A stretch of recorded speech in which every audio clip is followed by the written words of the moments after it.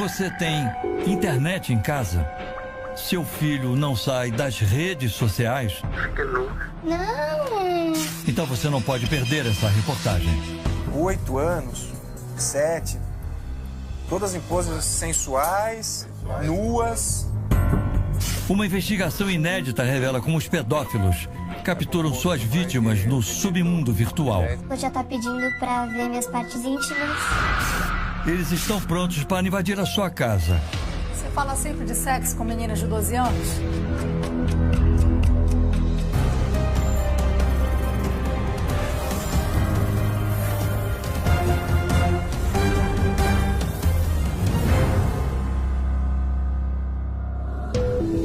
Boa noite. Você sabe o que é Deep Web? Deep Web é o chamado esgoto da internet. Um mundo sem qualquer controle, onde se cometem crimes inimagináveis. Numa investigação inédita na televisão brasileira, nossos repórteres mostram como agem exploradores e aqueles que abusam sexualmente de crianças nesse território sem lei. Você vai ver também, pela primeira vez, um aliciador de menores em ação. Ele quer seduzir uma menina de 12 anos, mas terá uma surpresa que jamais vai esquecer. A menina que ele tenta aliciar é uma jornalista da nossa equipe. E mais, o depoimento exclusivo de um pai de família que assume ser pedófilo. Agora, no Repórter Record, investigação.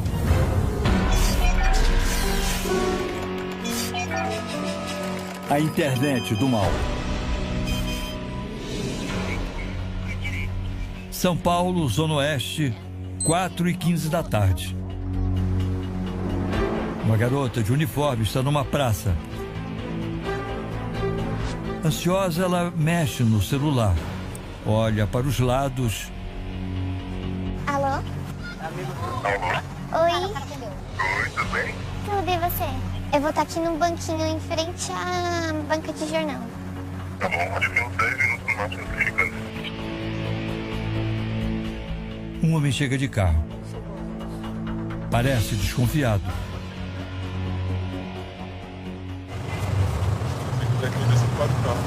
Sim, só quero falar com você antes. É um encontro marcado pela internet. Oi. Ele tem 25 anos. Tudo bem?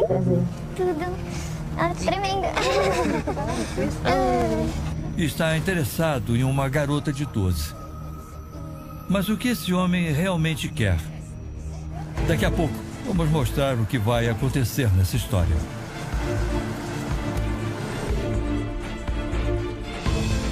A internet faz cada vez mais parte de nossas vidas. Passamos quase todo o tempo conectados.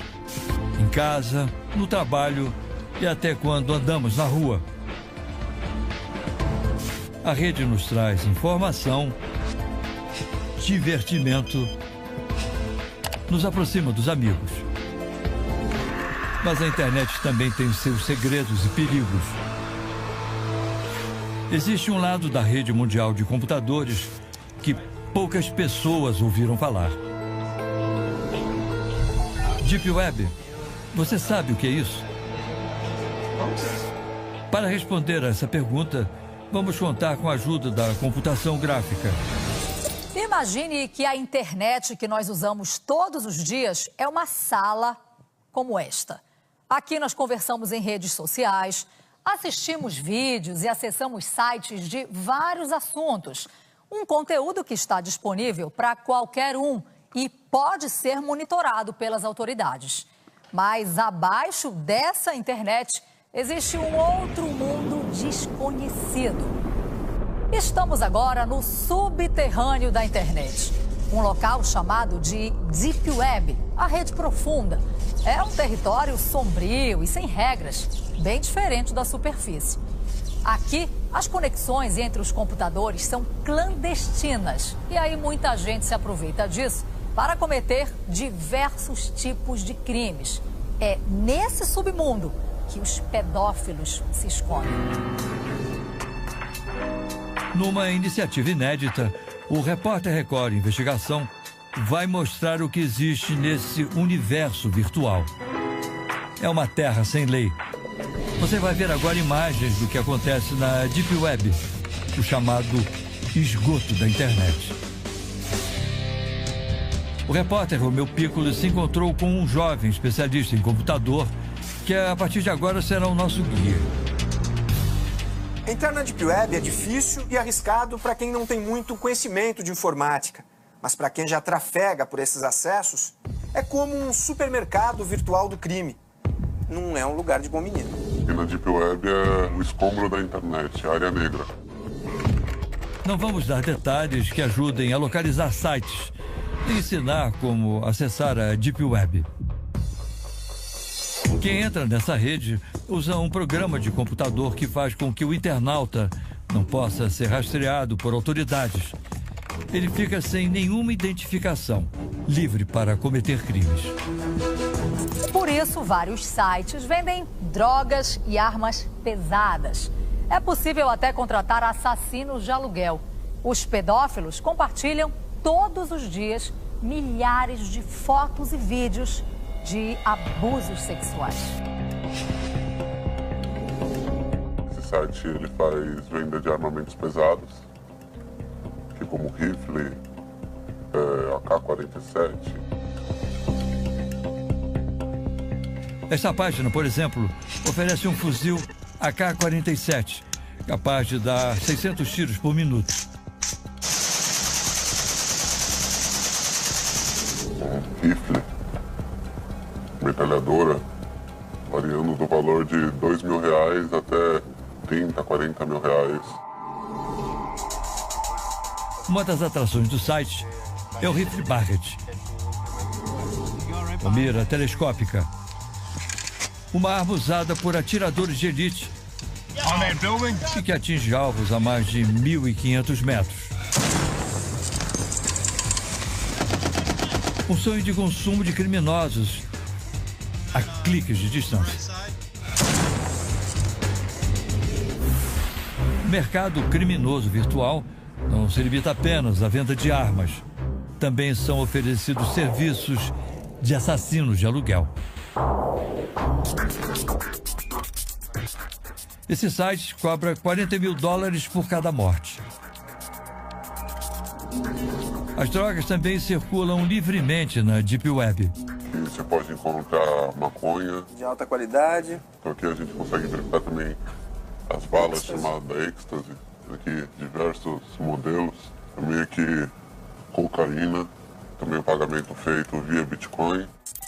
Aqui na Deep Web, o dinheiro também é virtual.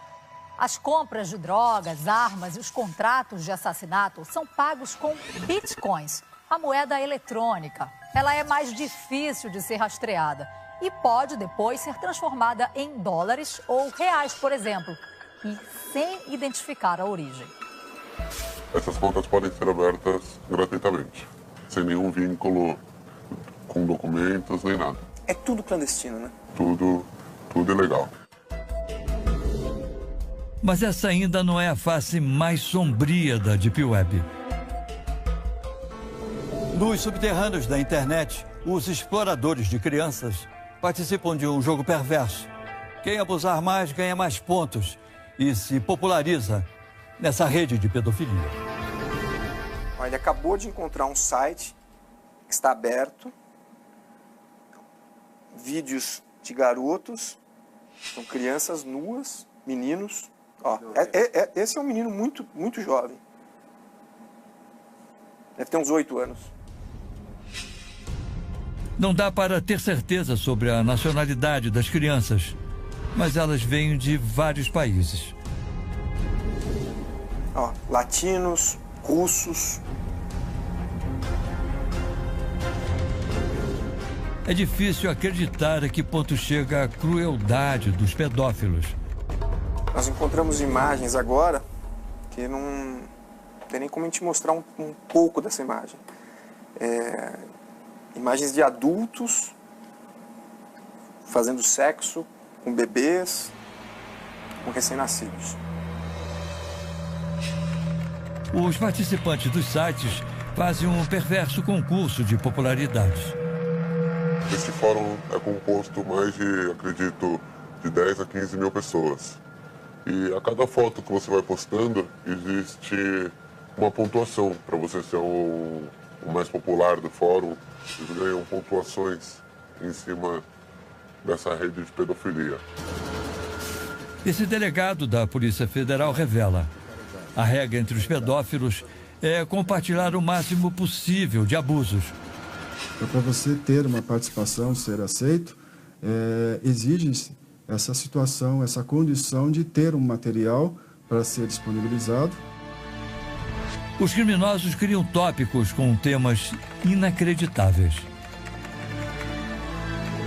Esse de crianças que estão começando a andar, 1.611 postagens. Exato. Só de crianças que estão começando a andar.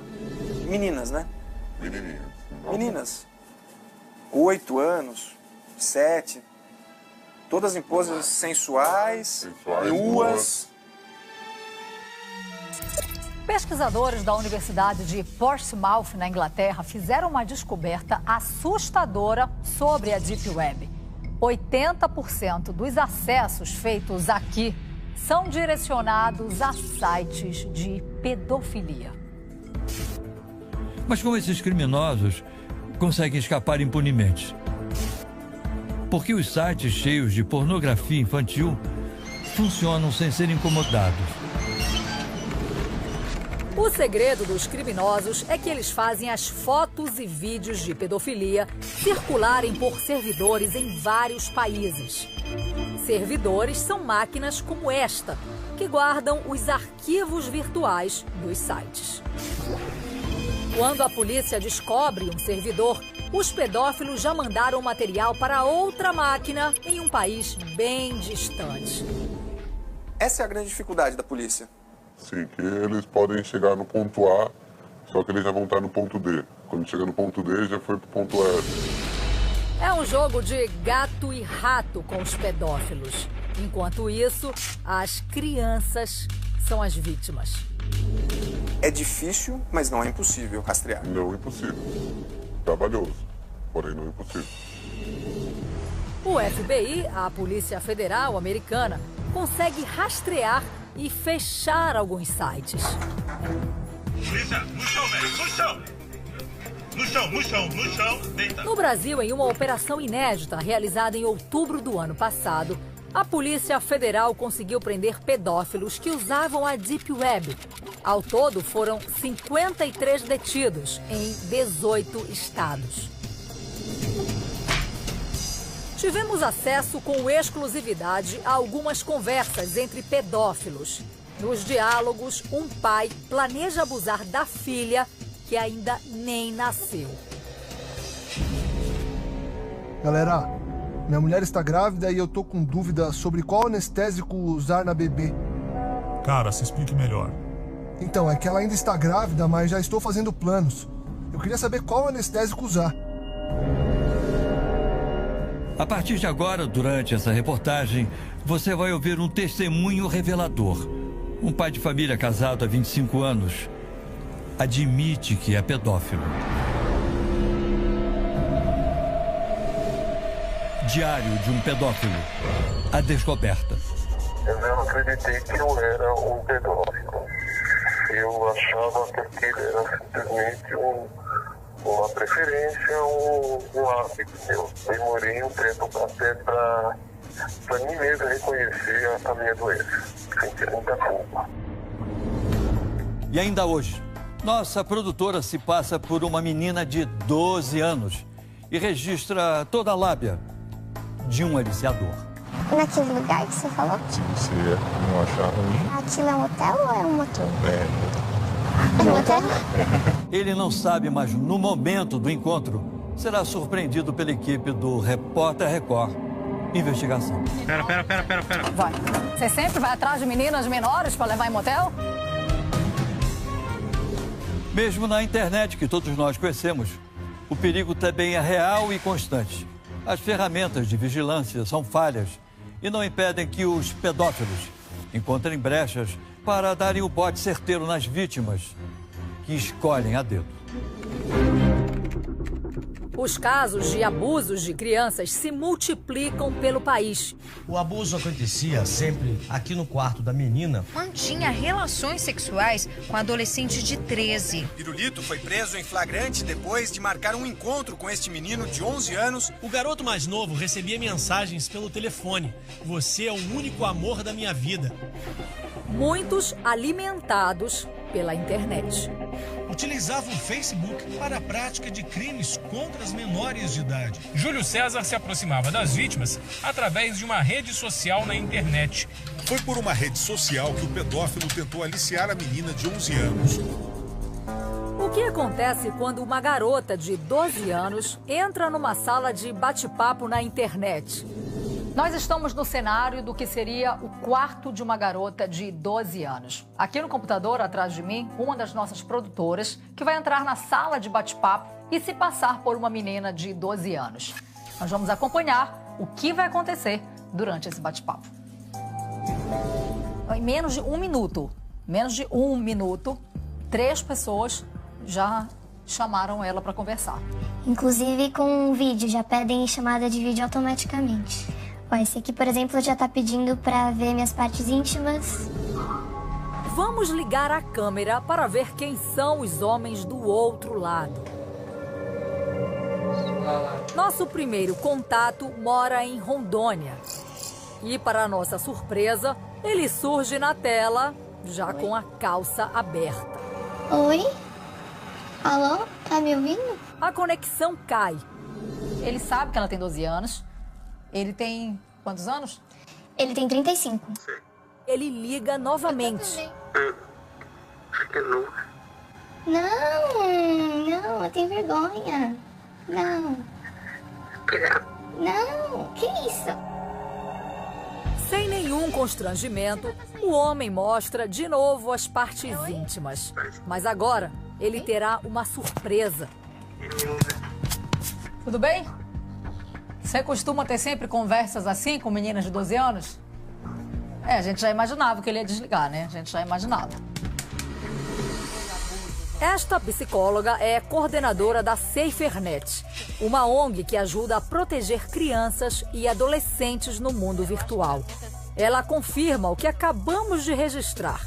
Meninas com idades entre 11 e 14 anos são as mais assediadas. São meninas que estão entrando na puberdade e começando os primeiros relacionamentos, namoros na internet. E aí podem publicar fotos, entrar em contato com amigos que ela não conhece, só conhece virtualmente.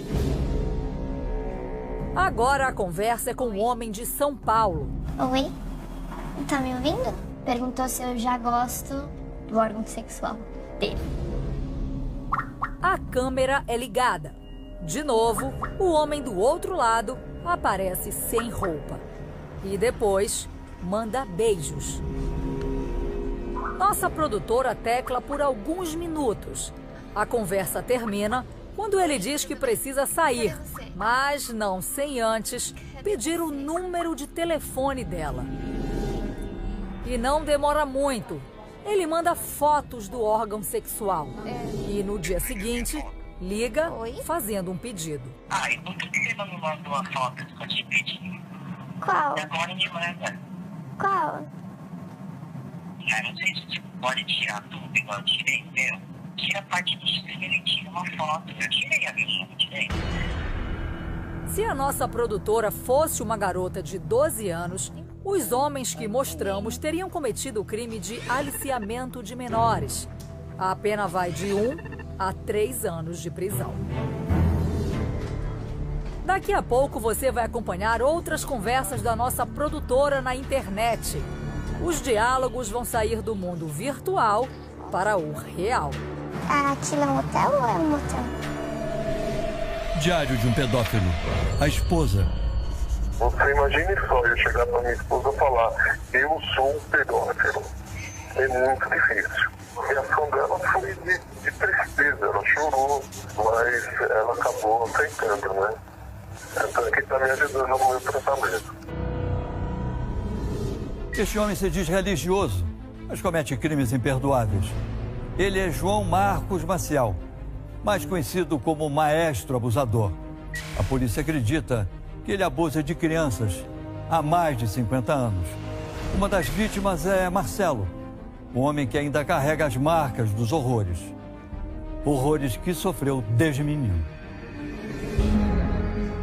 Um segredo guardado por quase 30 anos. É o processo da vergonha que se passa, da humilhação. Você esconde, quer guardar e quer que ninguém saiba. Marcelo é o filho mais novo de 4 irmãos. Vivia com a família em Diamantina, interior de Minas Gerais.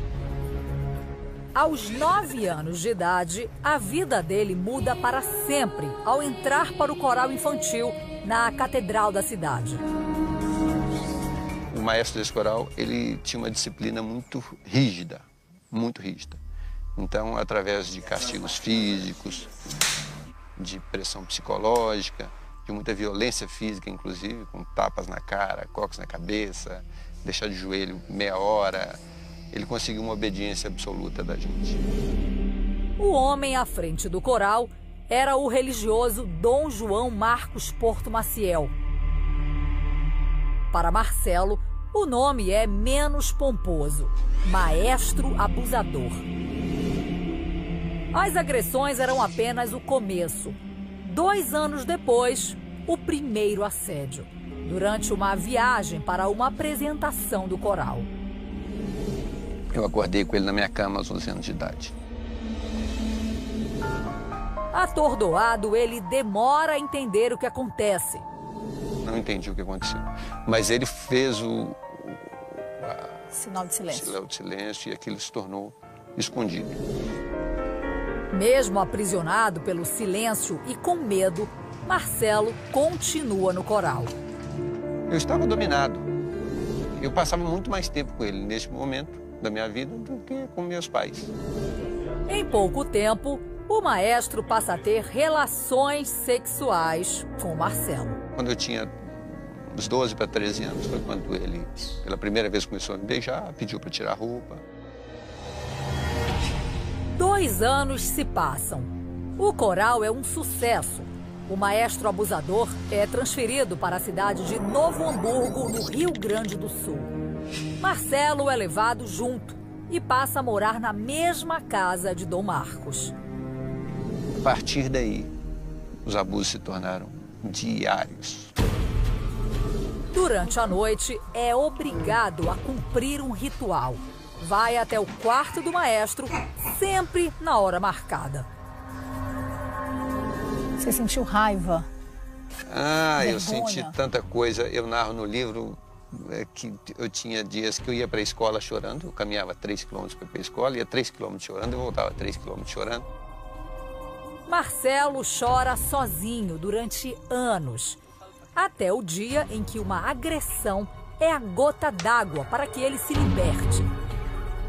E ele chegou de surpresa e me deu um tapa muito forte no rosto. Daquele tapa, ele conseguiu fazer com que eu me insurgisse. Eu consegui falar com ele de forma nenhuma. Eu falei, você não vai mais me encostar a mão.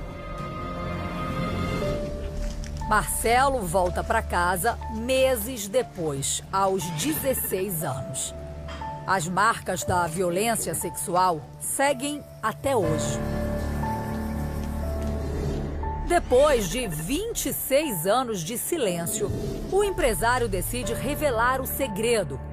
Primeiro conta tudo à esposa e busca ajuda psicológica.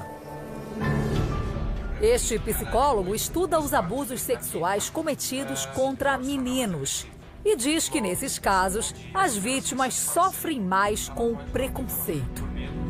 No caso dos meninos, essa estigmatização é maior, porque a violência sexual contaria aquilo que se espera de um menino e de um homem, né? O homem sempre tem que saber se cuidar, não pode chorar, não pode demonstrar tristeza.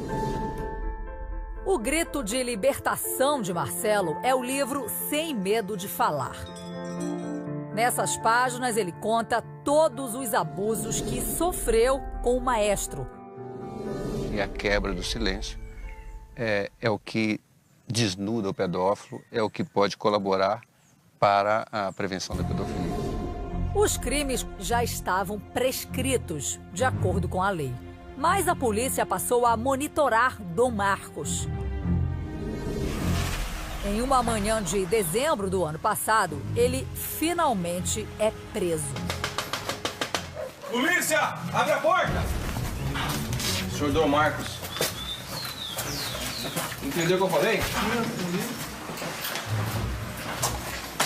Que é isso aqui? Vamos acordar que o senhor tá preso. Preso? Tá preso. O senhor tem o direito de constituir advogado, de ficar em silêncio lá na delegacia. Aos 74 anos, o maestro abusador é preso na igreja criada por ele, a Veterodoxa, em Caçapava do Sul, no Rio Grande do Sul.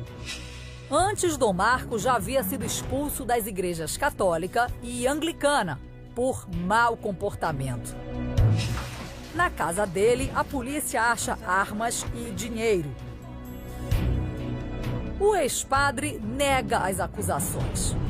O senhor abusava das crianças, Dom Marcos? Não, isso é mentira. O senhor abusava? Não. A polícia acredita que os abusos aconteceram por mais de 50 anos, período em que o suspeito atuou como religioso.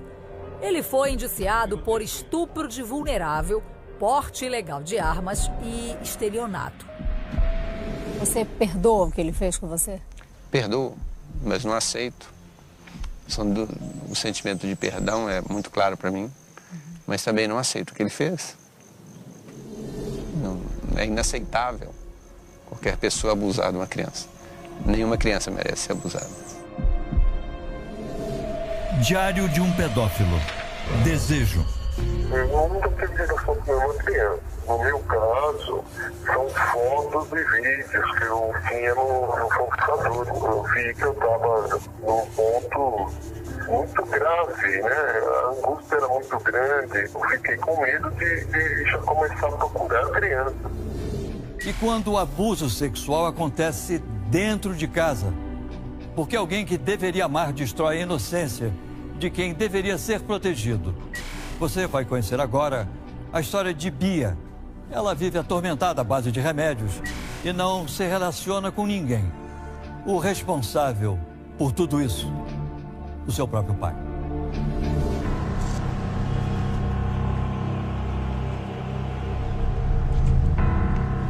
Viemos até Ribeirão Preto, interior de São Paulo, para conhecer a história de uma mulher que foi abusada durante 24 anos.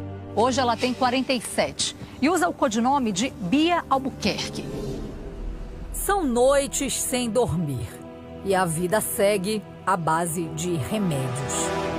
E eu tenho crises de ansiedade muito fortes, eu tenho um transtorno alimentar. Para ela é doloroso olhar o passado. Essa história começa longe da ensolarada Ribeirão Preto. O pesadelo de Bia teve início na fria Moscou, a capital da Rússia. Lá ela nasce e vive com a família até os 10 anos de idade. Os abusos começam cedo, antes das primeiras memórias. Mas aos 6 anos, ela percebe que vive algo fora do normal. Eu estava tomando banho, minha mãe estava supervisionando e ela viu que a minha genitália estava extremamente vermelha. E ela foi brigar feio comigo, falando que eu me tocava, que não sei o quê.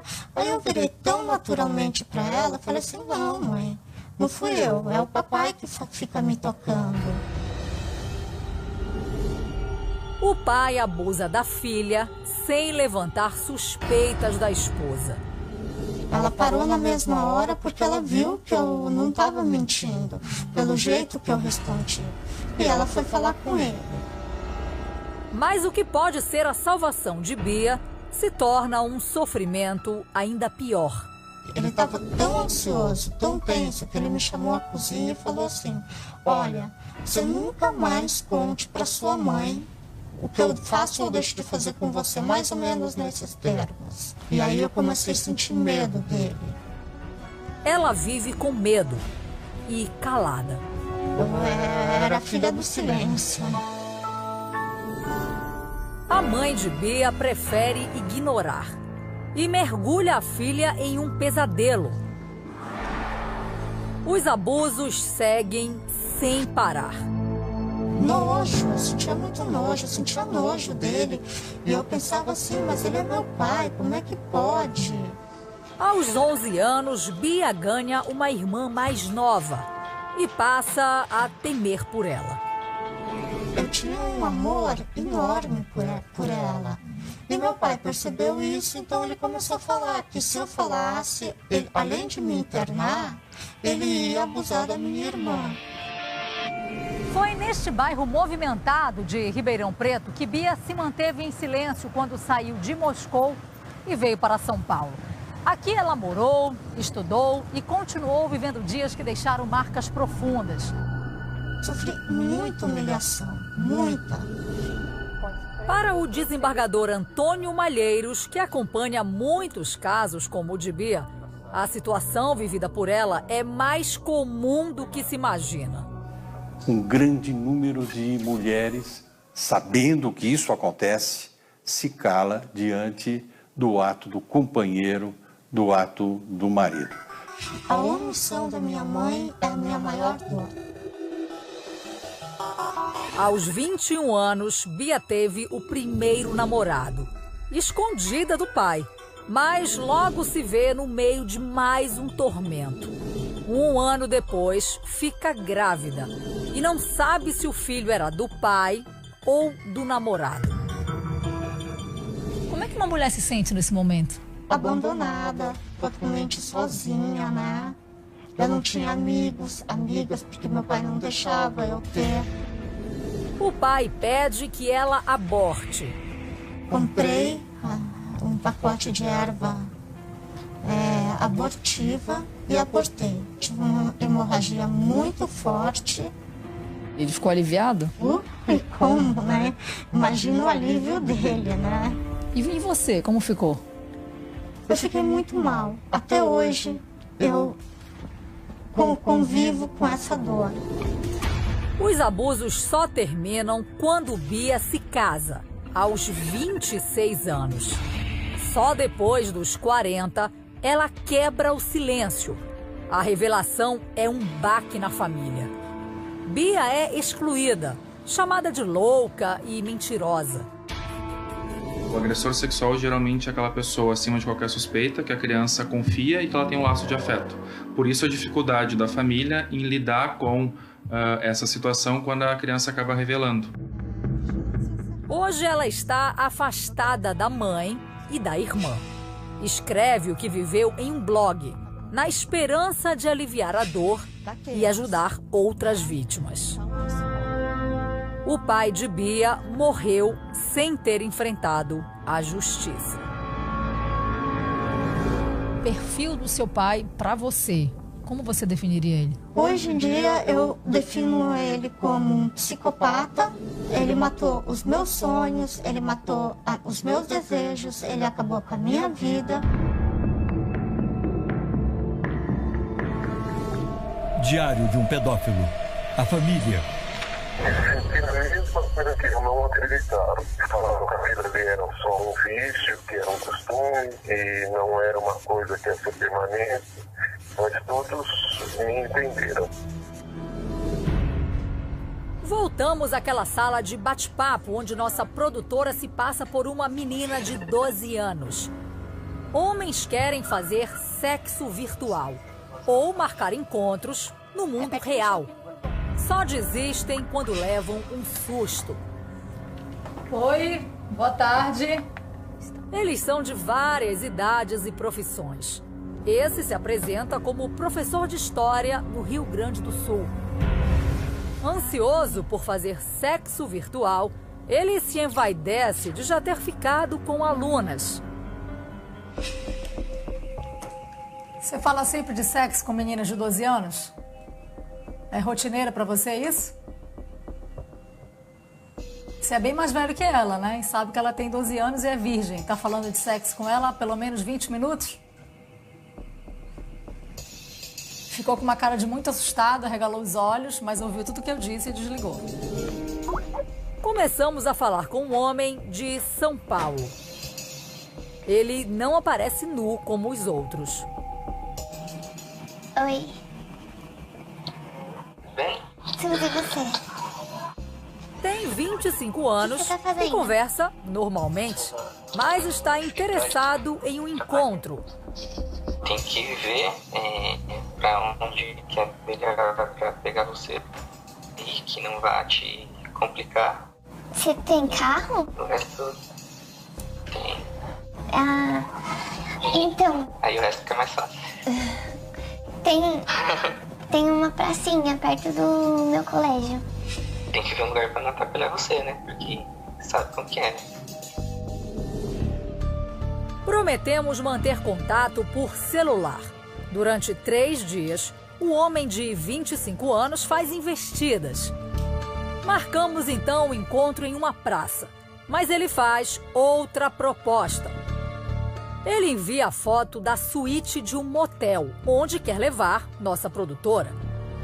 E vai além, para que nada dê errado, pretende dar um drible na lei. Eu tenho RG antigo da minha ex. Não me leve a mal. Não vou forçar nada, mas podemos ficar sós. Entende? Ela está aqui marcando os últimos detalhes desse encontro e nós vamos acompanhar tudo e tentar conversar com esse homem para saber até onde ele queria chegar. Vamos lá.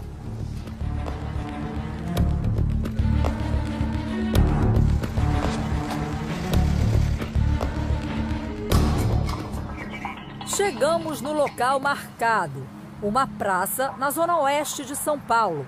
Não sabemos se ele vai aparecer. De acordo com as informações da nossa produtora, o rapaz está a caminho aqui da praça. Vou ficar acompanhando toda a conversa deles aqui por esse fone. Nossa equipe aguarda. Ele liga e diz que está a caminho. Eu vou estar aqui num banquinho em frente à banca de jornal.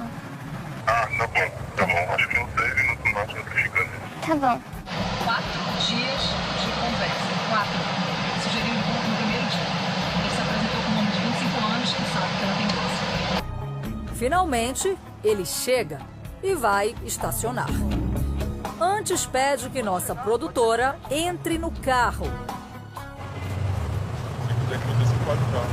Sim, só quero falar com você antes. Ele para o carro e volta a pé. Vai encontrar com Juju 12, a garota que conheceu na sala de bate-papo. Tudo bem? Tudo bem? Prazer. Tudo. Ah, tremendo. Você quer ficar aqui? Quer dar uma volta no shopping? Não, eu só queria falar com você pra ter certeza que você é. Com certeza que eu sou eu? E onde a gente vai? Onde você achar melhor. Naquele lugar que você falou? Se você não achar ruim. É aquele da foto? Aquilo é um hotel ou é um motel? É um motel? Tudo bem? Como que eu vou entrar? Eu não falei que eu tenho RG? Tipo, o RG é normal, só que é antigo e tá com foto de criança. Ela é loira ou morena? É morena. Morena também? 2 crimes aí, né? Além de levar menor para o motel, usar o documento de outra pessoa se passando por uma adolescente. A seguir, o homem insiste em levar a nossa produtora ao motel com uma identidade falsa. Só que ele não imagina o que vai acontecer. Vamos lá, vou lá, gente. Pera. Vai. Você faz sempre isso? Você sempre vai atrás de meninas menores para levar em motel? Em instantes, no Repórter Record, investigação.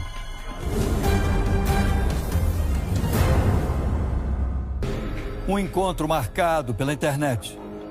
Nossa produtora se passa por uma menina de 12 anos e está frente a frente com um aliciador. Ele não sabe, mas vai ter que se explicar. A equipe do Repórter Record Investigação. Nossa produtora conversa com um homem que conheceu na internet. Ele acredita que ela tem 12 anos e, mesmo assim, a convida para ir a um motel. O lugar que você falou? Se você não achar ruim. É aquele da foto? Aquilo é um hotel ou é um motel? É um motel? Ele sabe que o que pretende fazer é crime e tenta uma estratégia para driblar a lei. Tudo bem? Como que eu vou entrar? Eu não falei que eu tenho alergia. Ele parece confiante que não terá problemas. É diferente. Nossa, eu não pareço. Não, mas assim, o pessoal não fica olhando assim pra cara e pra pessoa, entendeu certinho? Só olha os documentos. Nossa, ela é maior? Ela é maior. É que esse RG é antigo, entendeu? Ah, entendi. Aí você não tá mais com ela? Não, é isso. E acabou que isso daqui eu achei depois de muito tempo em casa. E presta atenção aos detalhes. Rapidinho, assim, só pra entrar, sabe? Assim, é que a pessoa olha embaixo e vê o nome da escola, sabe? Acha estranho. É hora de saber o que ele tem a dizer. Não tinha nada a ver com ela. Licença, boa tarde. Tudo bem? Prazer, eu sou Vanessa Libório, sou repórter da TV Record. Tudo bem? Tudo bom? Posso falar um minutinho com você? Não. Falar só um minutinho. A gente queria saber, tá fazendo uma reportagem, queria saber por que você marcou o encontro com uma garota de 12 anos. Só pra conhecer. Por que você sugeriu levá-la no motel? Não. Prefiro não falar mais nada. Você sabe que é crime? Levar uma menor no motel, sugerir uma relação sexual com uma menor de idade? Por que você trouxe documentos de outra pessoa? Pra ela entrar no motel? Você faz sempre isso? Você sempre vai atrás de meninas menores pra levar em motel? É prática comum fazer isso. Por que você fez isso? Você sabia que isso é crime, não sabia? Isso é crime, mesmo assim você fez? E o documento da tua ex-namorada, por que você trouxe? A gente tá aqui pra você se defender, por que você fez isso? Por que você fez isso? É prática comum fazer isso.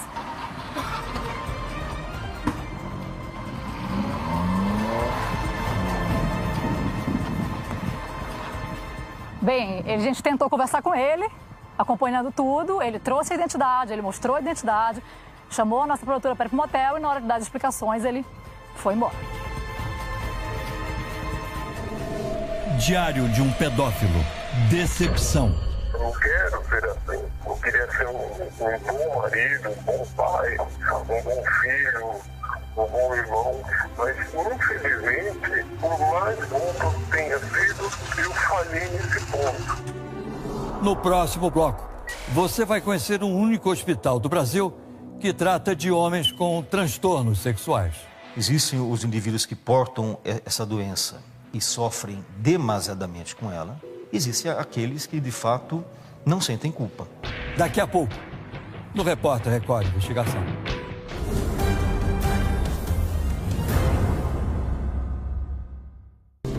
Especialistas consideram a pedofilia uma doença sem cura. É um diagnóstico complexo e, quando confirmado, não absolve o crime, mas aponta um caminho, um tratamento longo, pela vida toda, que pode evitar novos abusos. Existe um hospital que trata as pessoas com esse distúrbio.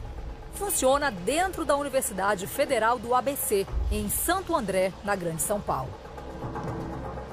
Por esses corredores circulam homens que têm desejos incontroláveis por crianças.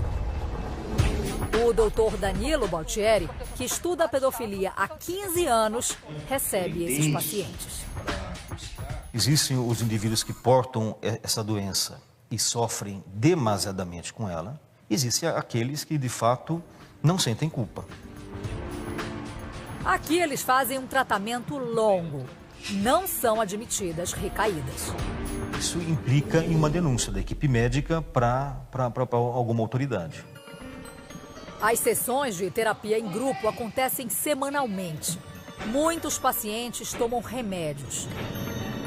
Para os médicos, nem todo abusador de crianças é, a rigor, alguém que tem a doença pedofilia. 100 indivíduos dessa sala que molestaram sexualmente crianças.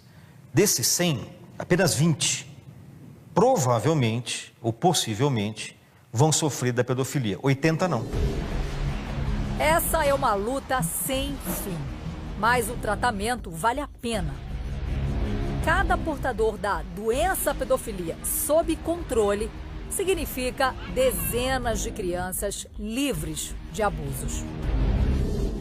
Existe uma solução para esse problema? Existe. Existe uma solução para isso. É fácil? Não, é muito difícil. Mas existe. Qual é? É tratar. Tratamento adequado.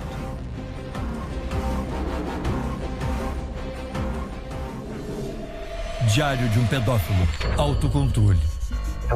Eu ficava ansioso para ver vídeos, fotos, crianças. E hoje já não existe mais isso. Essa angústia toda diminuiu 90%. Eu não tenho mais. Essa minha doença, ela não tem cura. A gente tem um controle, não cura. Para denunciar abusos cometidos a crianças e adolescentes, Disque 100. Sua ligação é gratuita e você não precisa se identificar. O programa de hoje é também uma advertência a todos os pais de família. Sempre que puder, veja com quem o seu filho está conversando nas redes sociais. Ele pode ser a próxima vítima desses criminosos que agem impunemente no esgoto da internet. Mais informações, acesse o nosso portal no R7. Lá tem um vídeo exclusivo com os bastidores da reportagem que mostramos. Boa noite, obrigado pela audiência e até o próximo Repórter Record Investigação. Até lá.